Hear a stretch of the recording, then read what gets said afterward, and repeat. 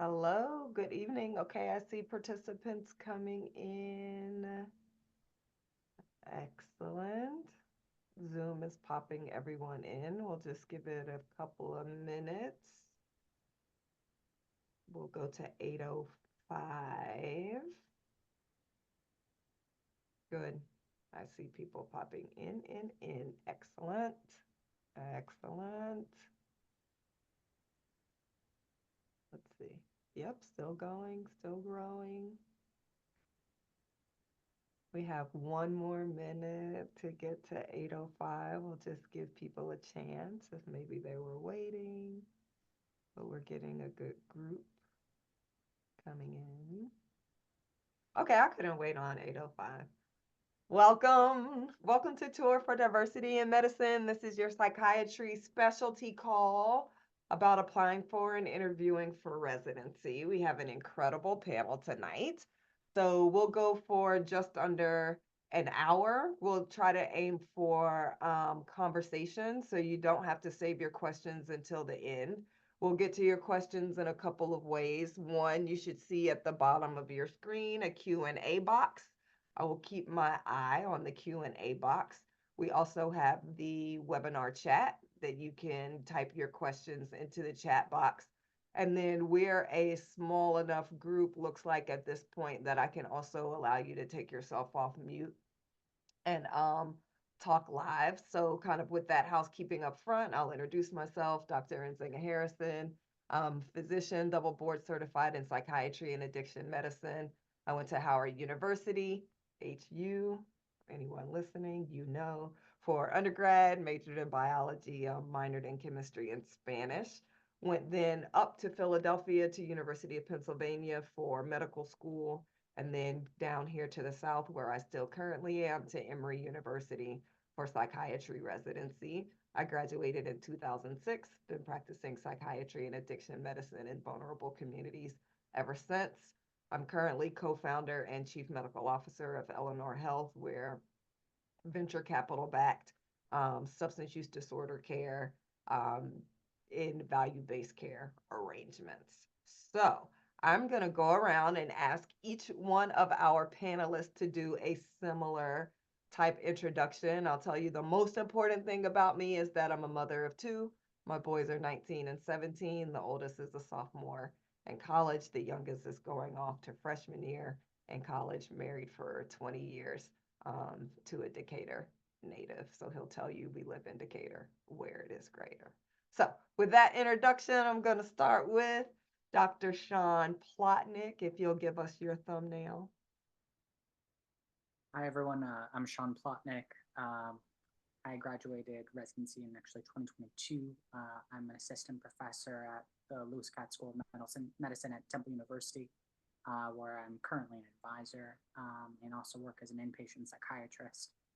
I'm Temple bred, went here for medical school, went here for residency, and still am here in North Philly. So hope to see some of you guys on the interview trip. Awesome. Dr. Plotnick representing Philadelphia, had 4 amazing years there. You said Temple, right? Awesome. I will pass it to Dr. Annabelle Umeh. Hi, y'all. My name is Annabelle Umeh. I'm a 4th-year psychiatry resident at the University of Maryland Medical Center. And right now, I'm also acting as the consultation liaison chief resident. I'm applying for CL fellowship right now. So I am Canadian. I grew up in Canada, did my undergrad there, moved to Ireland for 4 years for medical school before I started residency here in Baltimore. So I've worked in a few different medical systems, and I also know about the experience of applying as an IMG. So if any questions come up about that, I can answer them. And I'm also doing another panel on Friday too for that. But lovely to meet y'all. I know applying to residency can be tough, so I'm happy to help in any way I can. Awesome. And I also have a black cat. Is this a black cat that I see in your background? No, she's a calico. Her name is Luna. Calico, Yeah. hello. I can only see her little tail. All righty, passing it to Dr. Celia Quayum. Hi, everyone. Nice to see you all. My name is Celia Quayum. I am actually a co-resident of Annabelle's. We're both 4th-year psychiatry residents at University of Maryland, Shephard Pratt. I grew up in the DC area, stayed in DC from college and medical school at George Washington University, and then moved up to Baltimore. And I'm planning on applying to inpatient and outpatient jobs next year. So kind of still trying to figure out what I want to do. But yeah, thanks for having me. Awesome, thank you. And last and certainly not least, Dr. Jonathan Shephard. Hey, good evening, everyone. My name is Jonathan Shephard. I'm about to become #1 recruiter right now because I am in the Baltimore area. I'm the DC Department. I'm the Chief Clinical Officer of DC Department of Behavioral Health. So my two cohorts here from University of Maryland, we need to talk. So, I know we're here for a residency panel, but I'm about to become a #1 recruiter because we are always looking for people, good people who are well-trained. So I know the University of Maryland system very well. You all may have even known where I was working for 12 years through Hope Health Systems, which is one of the for-profit and private sector mental health organizations in Maryland. I switched to DC last year. So I've been there for 1 year in this role, government sector. So I could talk about the private sector and the public sector. Big difference. Gotta love both. In the position where I serve now, I work in administrative and supervision, but I also do direct care services. And so it's a big deal when you are looking at your residency to see what different things they are providing for you, because you may work with those who are in the private sector and in the public sector, depending on what type of program you're a part of. Trained, I'm kind of going in reverse order, so that ain't no problem. So I went to University of Illinois at Chicago for medical school. I went for undergrad at University of Chicago. So I'm a Midwest boy, so I'm all about the DNC right now. So I'm loving it there right now. So I'm double boarded as I'm of course, adult psychiatrist, but I also went to Johns Hopkins for my child adolescent psychiatry fellowship. So that's how I ended up in Baltimore, stayed in Baltimore, and now I'm working in DC, and I'm ready to recruit these two fine young ladies to come down to DC to work. You know what? Carpe diem, Dr. Shephard. Carpe diem. So, okay, all of my folks who are listening and attending, to my panelists, heads up. The first question I'm gonna ask you is, if there is only one thing you can tell these potential psychiatry applicants about applying to psychiatry residency, what is it? So while we are giving, look, you see the wheels turning? While we are giving our panelists a chance to come up with only one thing, which is impossible because I know there are tons of them, talking to you all who are attending, let me see you in the chat box. Where are you currently in school and where is that located? So I want to make sure the chat box is working appropriately. So if you see that little blue drop down, you should be able to change it to everyone, and everyone should be able to see it. So this is a combination technical test of the chat box, as well as functional test of your willingness to engage.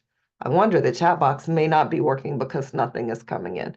So give me it in the, Edward Via College of Osteopathic Medicine, Auburn, Alabama. Thank you, Morgan. Okay, that only went to hosts and panelists, so change your drop-down box to me, for me, if you don't mind, and see if you can send it to everyone. So that's Morgan. We have 12 other participants. Okay, fourth-year medical student, New York NYIT, College of Osteopathic Medicine. Is that what COM is? Thank you, Sydney. Who else? Nicole, M3 at UVM Larner College in Burlington, Vermont. All right. We had 3 different regions of the US. We're in the Northeast, we're in the South. Oh, Elizabeth, OMS4 from Sam Houston State in Houston, Texas. Okay, you only have the option to send to hosts and panelists, not to everyone. Looks like that might be the case. So thank you for pointing that out. All good. Isabella, PCOM, 4th year. PCOM in Philadelphia, or we also have a PCOM in Atlanta. So we might be close together. M4, Avalon University School of Medicine, Aruba. So definitely want to talk to Dr. Umeh about that IMG application process. Emmanuel College of Osteopathic Medicine, Provo, Utah. We are all over the country. This is amazing. Okay, thank you, each and every one of you who has put that in. I'll keep my eye on the chat box. Pre-Med VCU, amazing. Camden. Now, we have tested the chat box. And so while we're asking our panelists for the one thing they need you to know before we leave here, I like to start with that because sometimes we have that as the last question and we don't get to it. The one thing you want these kids, I'm sorry, young people, I'm like at that age where I call everybody kids, these young people to know, while we're listening to those answers, participants, I want you to be thinking about what is the one question you have. And your question may come up in response to the one thing our panelists want you to know, or it may be a question that you came in with. So if you have a question, stick it in the Q&A box as we go along, and we'll do this as a conversation. So I'm going to start in the middle, Dr. Celia Quayum. One thing, if you couldn't tell these potential applicants to psychiatry residency anything else, you want to tell them this? Yeah, this is a really hard question. But I was thinking about this before this panel, kind of reflecting on my time applying, I guess now like 3 years ago, which is crazy to think about. And I think, I was obviously very nervous, as I'm sure everyone is going to be. And I think, we were the first year to have Zoom interviews, which was also difficult in its own way. And I think sometimes it's hard to like let your authentic self come through over Zoom, and especially when you're nervous and you want to obviously put your best foot forward. But I think Annabelle and I are both chiefs, so we're also kind of preparing for recruitment season, and I think I really want to kind of see that people can be themselves and bring a part of themselves to interviews. So, even though it's important to prepare and, to obviously, you want to put your best self on display, I think it's also important to show the human side of yourself too. So that's maybe a vague answer, but I think if I had to pick like one thing, that would be it. I think it's an incredible answer, and I invite the rest of the panelists to weigh in on what Dr. Quayum just said. What I heard you say, if I put it in just one sentence, is that especially throughout college and medical school, this is a high-performing group of folks because you are in medical school thinking about applying for psychiatry residency right now. We can get conditioned that our best self is based on performance. And what I hear you saying is that your best self and the most important self to bring to these interviews is your authentic self. And I think it's a really critical message that we definitely want these applicants to hear. Yes, you want to be prepared, but your best foot forward is your authentic foot forward, which represents your true authentic self. Any of our other panelists want to weigh in on this concept of bringing your authentic self as your best self to the interview? I'd like to add on to that a bit. I think kind of mirroring what Celia said, I remember that when I was going into my psychiatry interviews, I was worried about like, they're going to ask me about things on my CV, like what research I've done, like where I want my career to go, things like that. But I found the conversations I had that were the most fulfilling were about like different hobbies I had, like my interests outside of medicine, like getting to the core of the person who I was. Those interviews felt best to me, and it seemed like those are the ones that also went best with like the programs. I feel like when you get the interview, obviously there's an element of it where you're like proving yourself and like telling the program who you are. But I had to start thinking about the interview process. Like if they're giving me an interview, it's that they are thinking about inviting me to the program. So at this point, like the interview is for me to know a bit more about them and also for them to know more about me that they don't see in my application. And a lot of that is, like as Celia said, your authentic self. Yeah. I love that. Critically important. This interview process is two ways, right? So they're not only looking for a candidate that's a good fit for their program, you are looking for a program that is a good fit for you. I think that can also help you go in with confidence to know that you're not under the microscope by yourself. The program is also under your microscope. And I think, Dr. Umeh, I love the way you put it. Those that felt best were the ones where you, for whatever it was about that interview or whatever it was about that program, were able to show up as your authentic self. And so I would say, participants, as you get your interviews and you go in your interviews and you're deciding how you're going to rank programs, be very attentive and aware of how you felt in that program. My own personal anecdote there is I was coming from Philadelphia, born and raised in Indianapolis, Indiana. I thought for sure UCLA I was going to rank first. But when I went to UCLA for my residency, the program was amazing. I was just in LA and I had an acute sense of feeling like I didn't fit in. And so I did not rank that program first because I didn't feel like I fit in LA, which was where I would have been living for 4 years. So use yourself and listen to yourself. Dr. Plotnick, I thought I might have seen you thinking about coming off mute. You absolutely did. I wanted to add on to that this is a job interview, and it's a job that you're about to take for 4 years.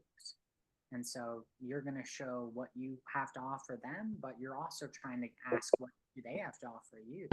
Is this going to work for you? And do you want to work with these people? Are these potential colleagues, people that you want to learn from, that you feel like you're going to be able to mesh with them and feel comfortable and feel like this is a space where you're able to learn? You're not worried about getting shamed, about being exploited for labor, or, kind of whatever comes up. That's why I think it's so important to feel comfortable that you're gonna have to work with these people. That's right. For 4 years, you are gonna have to work with these people. And it's gonna be some of the hardest work you've ever done, right? And so you want to be in a place that's nourishing you, where it feels good to be yourself. Okay, Dr. Shephard, no pressure. I'm just creating space if you want to weigh in here. If not, I'm throwing it to you for the one thing you need these applicants to know. Absolutely. I was writing because I want to write it down. I didn't want to forget. Number one thing, investigate the culture, period. Well, you can't just say investigate the culture, period, and then that's it. Give us more. Well, you said the one thing. Well, yeah, give us more. Yeah. About that one thing. Don't give us more things. So investigate the culture. What do I mean by investigate the culture? Yeah. It really ties into what was being said about being the authentic you. One of the things that I'm seeing happening more and more is people getting into a program and not being happy with the program. I serve as a mentor for Black male physicians. I have my own support group through the Shephard Wellness Group. We're up to about 16 Black male physicians throughout this, and most of them are psychiatrists, to be honest with you, but I do have other specialties in them. But when I tell you, I literally just had a phone call Sunday from one of the members because they got into a fellowship, and I see fellowships and residencies, somewhat similar, and it's not what he bargained for. And part of it is because he did not investigate the culture. How do you investigate the culture? You have to spend time there. Well, how do I spend time there, Dr. Shephard? If there's a place that you have interviewed at, and I did this, you go back for a second visit. Mm, You ask them, I am really considering this place. And again, I know it may be some more money, but let me tell you, that money is well worth spent because folks will put on a good show for you the first go around, but they can't hide it the second go around. And so what you do the second go around, you just ask, can I spend a couple hours talking to the people?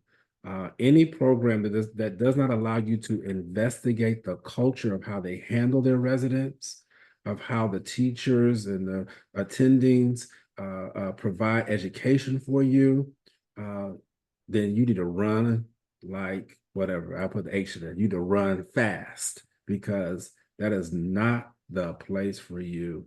And let me tell you, they will put on a good show and tell you stuff.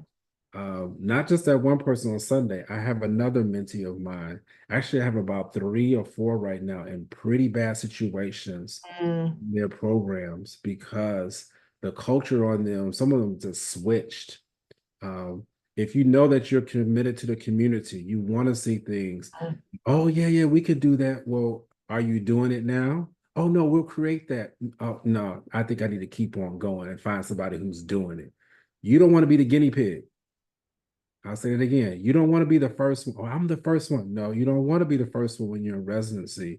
You want to have people who have established track record of doing the things that you want to do. Then once you get that established track record, then you can start to branch out. But you're way too early to talk about, I'm the first one to, no, I'm to tell you right now, it's not going to work well. I think that is so incredibly insightful. And I think in addition to you're the first one, the chance that they actually create something for you is small because it takes a lot to create something new in a residency program, right? And so I really appreciate this guidance, investigate the culture, and the very practical guidance that you gave about how to investigate the culture. Go to visit on a day that is not a pre-planned day where the show is in order, right? You want to make sure on a regular day that it's consistent with the culture you were described on the show day. To our other panelists, have you had any experience, either a program you interviewed or like Dr. Shephard through mentoring experiences where you've heard of this kind of, I'll call it cultural bait and switch? And if so, do you have any thoughts about what questions to ask on your first visit, what questions to ask on a second visit? Dr. Plotnick. Yeah, I think it's really important to ask, how has the residency changed over the last few years? Speaking with a PGY4, how's it changed over the last 4 years? Because that's going to tell you a lot about how rigid is this program. Maybe they're a program that is evolving, changing in some way, but I want to know, how has the programming changed? How has it been resident led? Like, do they really take in resident initiatives? And that's going to tell you a lot about if the residents are really stakeholders, how much receptiveness to feedback there really is. And I think that's going to be critical to your actual well-being there. I love that. Amazing. Okay, just creating opportunity. Doctors Umeh and Quayum, no pressure. Go ahead, Anvil. Oh, okay. I think one of the things I was thinking about was asking the residents, if you get a chance to talk to them, whether it's at a happy hour or they're actually interviewing you, I would ask them, like, what is the worst thing that they notice about the program? I think that sometimes we're afraid to ask a question like that, but sometimes it's just that nobody ever asked. Like, I think that no program is perfect. So it's like, which imperfection are you willing to take? I had a second thing I was going to say, but I'm not going to lie, I forgot. So I'm going to hand it over to Celia. Yeah, well, one thing that I did for the programs I was really interested in was, when you go to a happy hour or a lunch with just the residents, a lot of times they'll say, feel free to reach out with questions. Here's my email. And I would actually email them and be like, hey, can you, talk for 30 minutes? And I felt like a lot of times residents would be so much more honest when you talk with them offline like that than, at a residency sponsored event. So I would definitely, especially for your top programs, I would do your due diligence and try to reach out. And if people aren't willing to talk to you, then that probably says something about the culture of the program.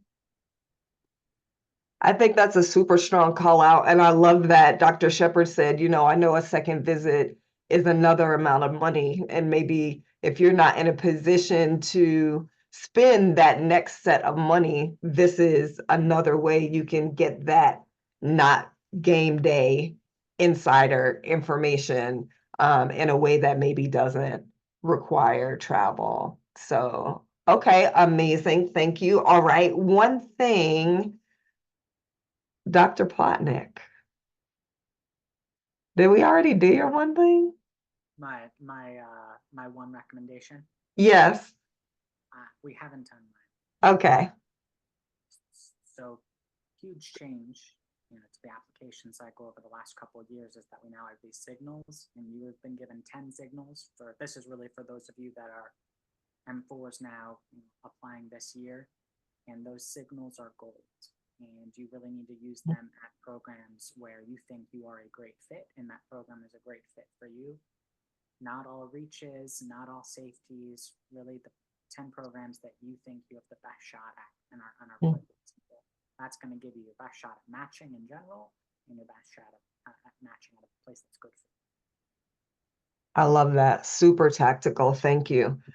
This is new. I told y'all I went to residency so many years ago that did not even exist. So excellent to have that contemporary information. And then I think last but not least, Dr. Umeh, one thing. I think this is kind of similar to what we talked about the authentic self, but I think that really using your personal statement to your advantage. I know that like on ERAS, like you have like the ERAS CV, it already lists all the stuff that you have done and what you may or may not have learned from it.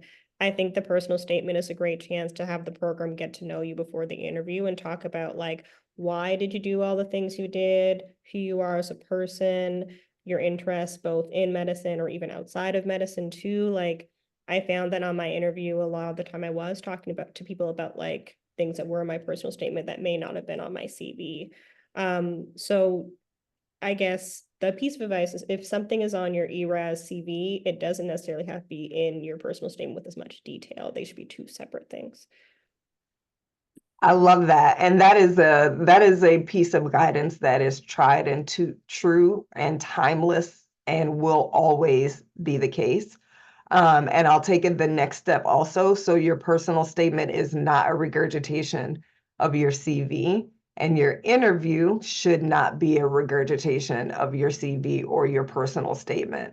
You want to take every opportunity to let them know something different about you. And I loved your emphasis on, and not just all medicine, not just all psychiatry, not just all academic. Programs are looking for multi-dimensional people to come into their programs. And so, like you said, back to your authentic full self. Other panelists want to weigh in at all on Dr. Umeh's salient one piece of advice. Don't regurgitate your CV. Amazing. Okay, I'm going to take this opportunity to welcome Charlotte, who introduced herself in the chat box. Psych intern, PGY1 here in Chicago. Charlotte has a question. Thank you very much. So anyone else, if you have a question, you can stick it in the chat box for us, or you can also use the Q&A box. I don't see any questions in there just yet. So let's go to Charlotte's question, and then just heads up, Dr. Umeh, I'm going to come to you after we go through Charlotte's question and ask you to give some specific guidance to LaShante in Aruba as an IMG. So Charlotte's question is, in a smaller, resource-limited setting, What steps can she take to ensure her professional development is on par with her peers in larger institutions? I'll start. Number one, don't be afraid that your training is not on par with your counterparts at larger institutions, period. Don't get into the comparison of yourself. Just because you're a larger institution does not mean that you are going to do better or see better. You actually may do better at a smaller institution with the limited resources because you might have that one-on-one interaction.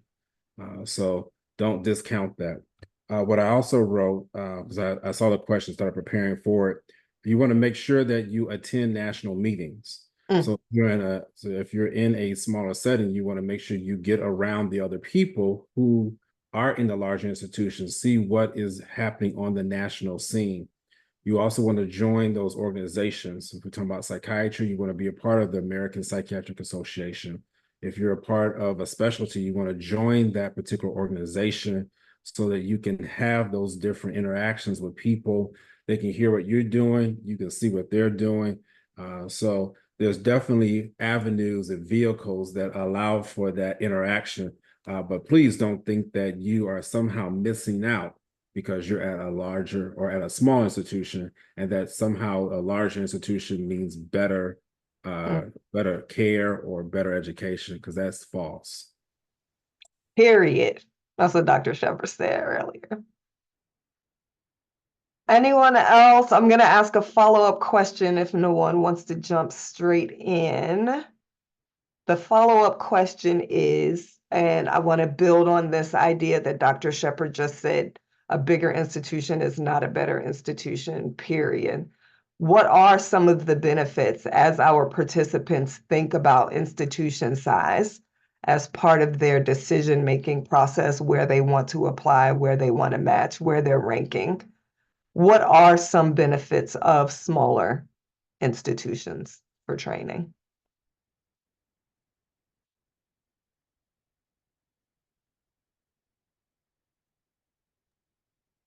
Well, I'll go again, even though I didn't go to a smaller. I went to University of Illinois at Chicago. I think somebody is on here from Chicago. I think. Yes, Charlotte. Yeah, absolutely. So that is one of the larger programs. But I do have friends of mine who went to smaller programs. Rush University was right around the corner. They only took 4 people.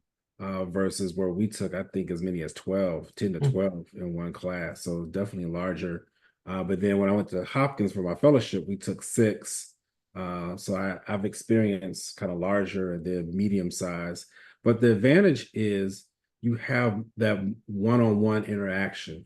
That is huge. Where you may not have that split time with other fellow residents. The thing, though, is if something happens, then you may be called upon to do more. So you have to know that it kind of balances out. If you have to do more, you might actually learn more. You might have the opportunity to get a chance to see more and see some things that you normally wouldn't get a chance to see and participate in. So you got to figure out for yourself what the right feel is. So those are just some of the advantages that I can think of. I can jump in. I think there's a totally different feel between being at a larger program and smaller program, the intimacy of the classes across different years and the culture. It's really impacted if everyone can, all 4 years all fit in the same room, and everyone hang out versus that requires a ballroom, basically. So when I was a resident, my program actually changed. We ended up acquiring a lot of other residents from a program that had closed down in the middle. So we went from being 8 a class to 12. So we kind of went from medium to large, and it really felt different. And there were some positives and some negatives too. There's some loss of kind of just how quaint it felt, full in comparison. I totally agree about the kind of closer attention, more personal relationships with the attendings. I think you can have that across all different size programs, but you're just going to get to know everyone better. The size of the whole department, faculty, and residents is small. Awesome. All right, going to the Q&A box. Thank you, Emmanuel. I'm going to ask Drs. Quayum and Umeh to start us out with answers to this one, and then we'll roll to Drs. Plotnick and Shephard if you want to pile on. Question is, if they ask you, why psychiatry during your interview, which is on the personal statement, how would you answer the question?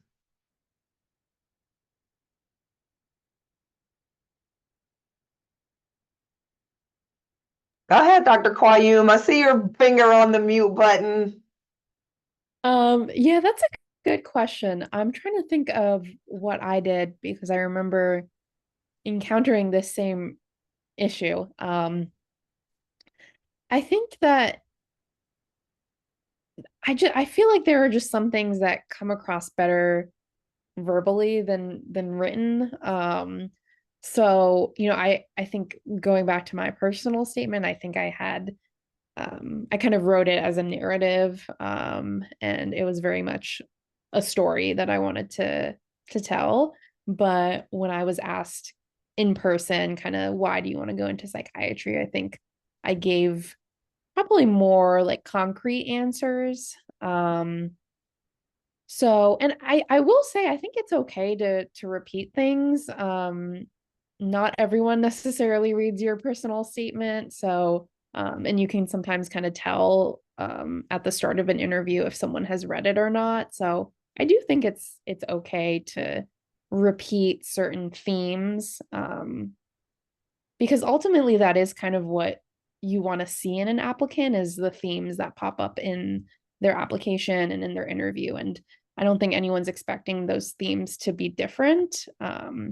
You know, it's just kind of how you portray it might be different in your personal statement versus in the interview. Thank you. Dr. Umeh, any additional thoughts? Essentially the same thing that Celia said. Where I think when I was answered the question, I more or less said the same thing that was in my personal statement, but maybe like added more details to certain parts of it. And I think that also because as we were interviewing, I was going through my last year of medical school. So even like adding things that may not have been on my personal statement or CV already, like any updates for things or anything that reaffirmed my desire to go into psychiatry in the past like months or so. But I think more or less I kind of spoke about what was on my personal statement with a little bit extra detail in some places. Drs. Plotnick, Shephard, just creating an opportunity if you wanted to weigh in. No. So just playing back what Drs. Quayum and Umeh. Oh, sorry, go ahead, Dr. Plotnick. Yeah, I'll jump in with one thing.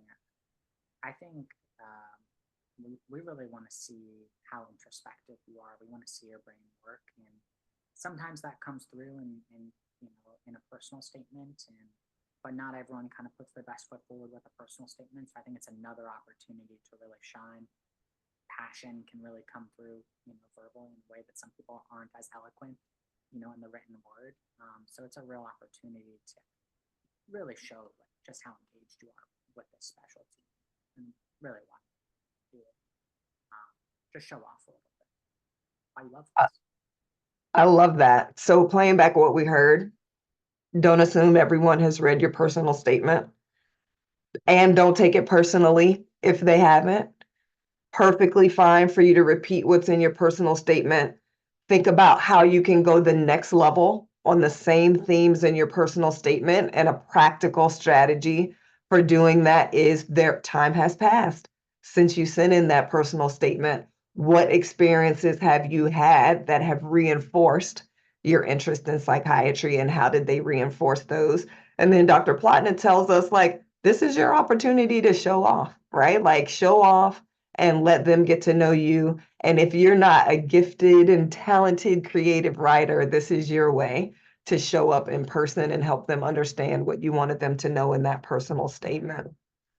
I'll add here just another tactical idea is the answer to why psychiatry has something to do with your life experience.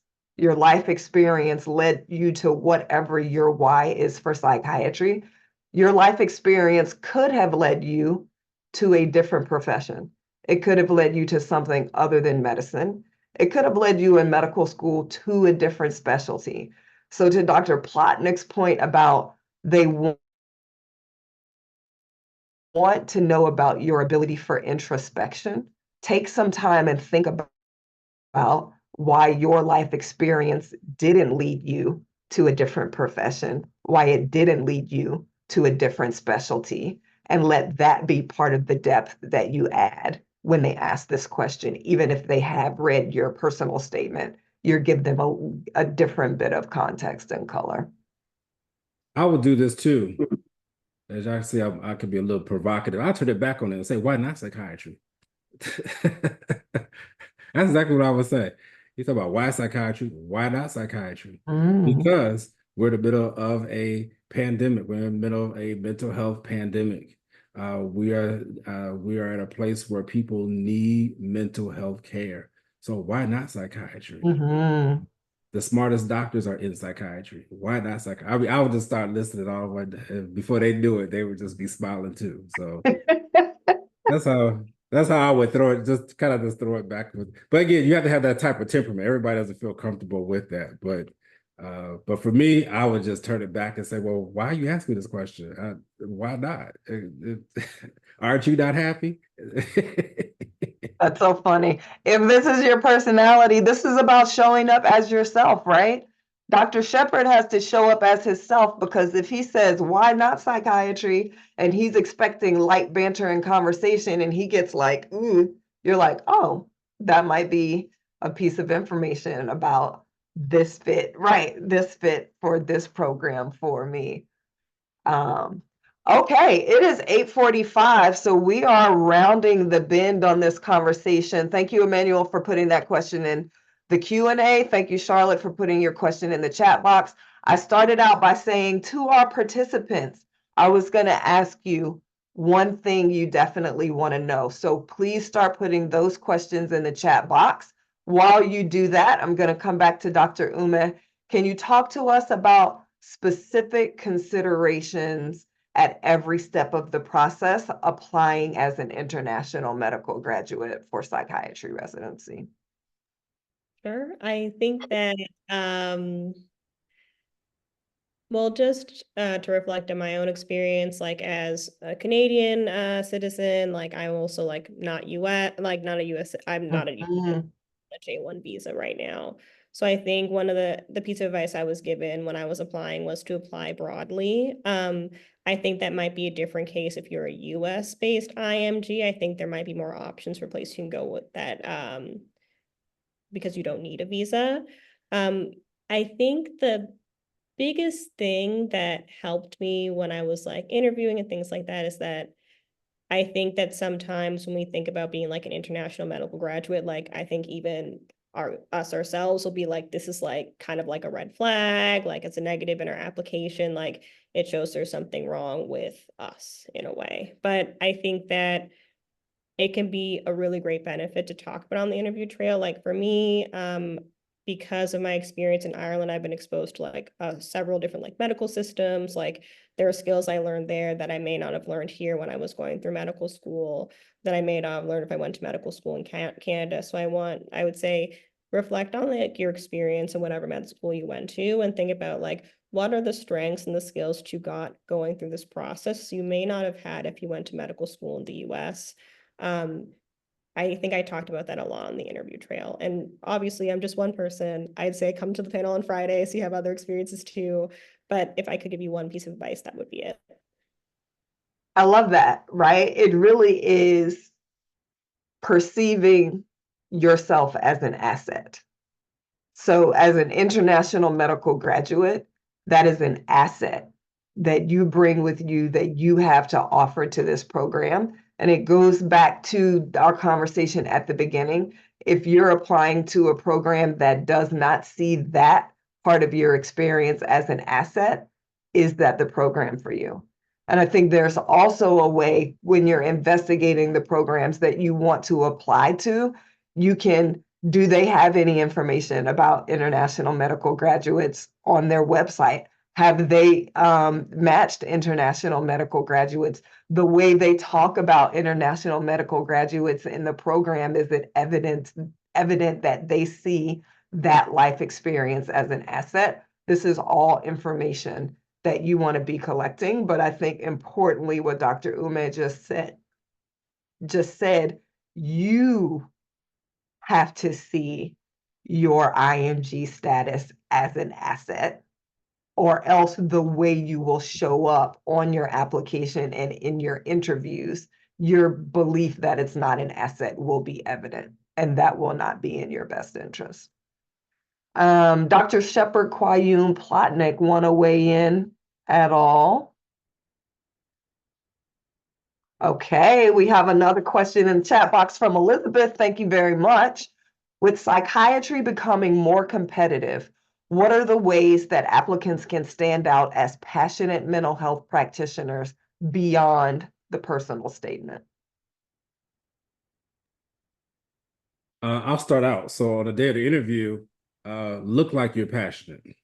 So I'll never forget when I went on my interview back in the day, everybody was wearing black suits. I hope they're still not doing that. So I chose not to wear a black suit. And ain't Same. Yeah. So literally, I think I wore a gray suit that day. And this older white gentleman who I did not know came up and hugged me in front of all the other applicants. And I was like, why, I was like, what are you doing? He said, thank you for not wearing a black suit. So that just killed everybody. I mean, everybody was just like, oh my God. But it really stands out. So what am I saying? Don't come in there wearing your loudest, suit and whatnot, but make sure that you look like this is how, your appearance really does make a difference. If people tell you it doesn't, that's not the truth. So make sure that you wear something that's nice, that stands out, that people can remember you, because when they go back to write things down about you during the interview, they will remember what you wore. And they say, oh yeah, the one who had on a nice suit, the one who had a bow tie, the one who had, oh yeah. That's how they will remember you. So that's a little trick to the trade. So when I go on interviews and stuff like that, I always have a bow tie. Something that's going to make me stick out so people remember who I am. Also, just be in relation to psychiatry being competitive, because it is competitive. It is more competitive now than we've ever seen. Which is a great thing. So that's why I said, why not psychiatry? But you want to make sure that you're showing them ways in which to not be done, and that you are involved and engaged in mental health wellness, so that you want to be learn about it. And then you also want to demonstrate that you're keeping your own self mentally well. Oh, I can't stress that one enough. I mean, literally back in the day, and they probably still have some folks were going into psychiatry because they needed a psychiatrist. Let's just keep it real. And I remember at residency, oh my God, there was a couple people. I mean, I literally had to get them together because, yeah. So you got to make sure that you're not just going into a field because you know that yourself may need that. And again, I'm not talking bad about anybody, but I'll be honest with you. People want to hear, as I told you, I'm #1 recruiter. I want to hear how you're taking care of yourself. What are you doing about your own mental wellness? And then how are you exuding that, and how are you showing it and displaying that to other people? Trust me, that will go over big.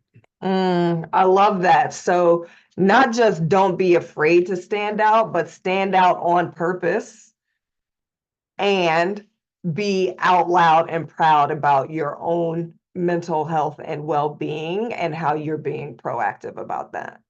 I love it. Anyone else want to weigh in? How do you stand out as passionate about mental health beyond the personal statement?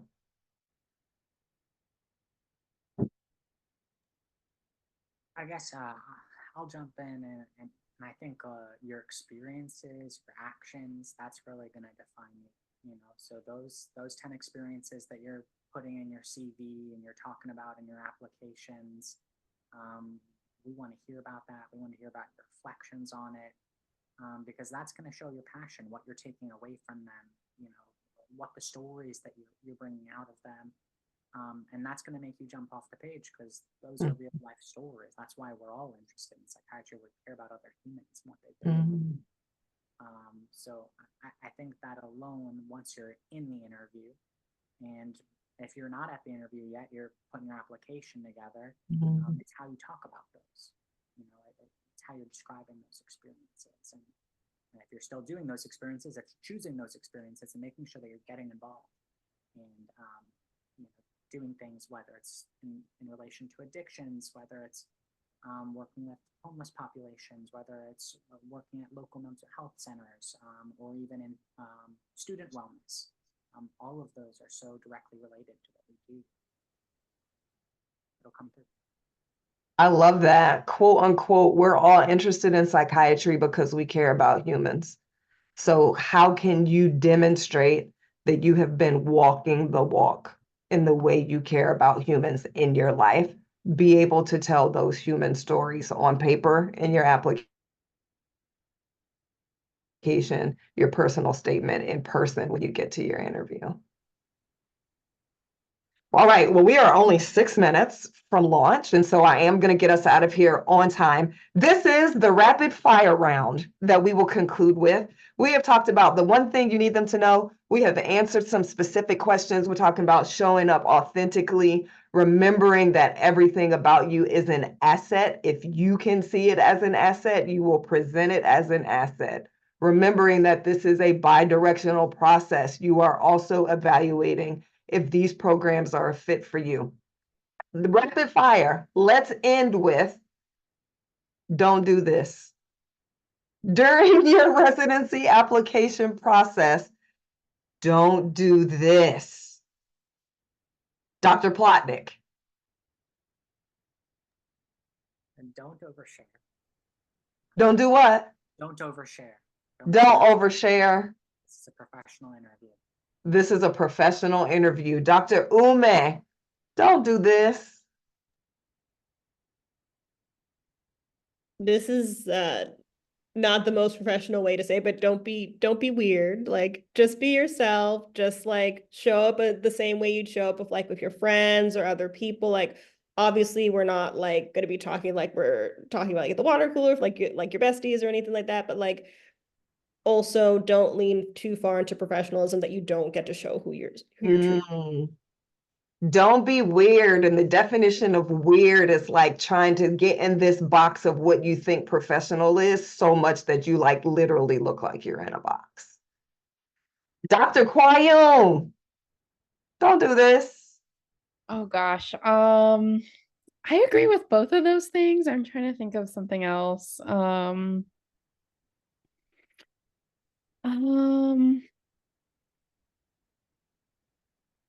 gosh.